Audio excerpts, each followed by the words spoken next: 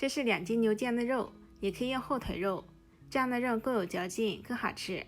切成小块，放清水中浸泡半小时，去除部分血水。半小时之后，把它给淘洗干净。接下来再焯下水，冷水下锅，水开之后煮上2分钟。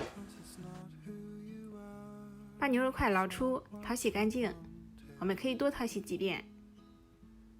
准备一些大料，比例打在了字幕上。锅中多放一点水，放入处理好的牛肉块，倒入准备好的大料，再加1勺料酒，2勺生抽，1勺白糖，2勺盐，盖上盖，大火烧开，转小火慢炖40分钟。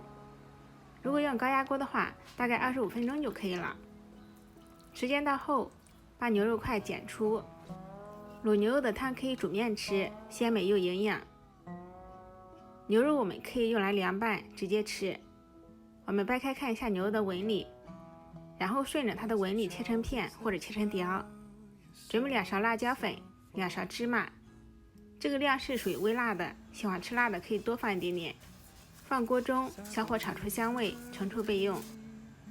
另起锅，放入平时炒菜3到4倍的油，油微热，放入牛肉片，小火翻炒2分钟左右，把这肉变色。放2勺生抽，1勺蚝油，1勺糖，翻炒均匀。我做的口感是微辣微甜的，大家可以根据个人口味进行调整。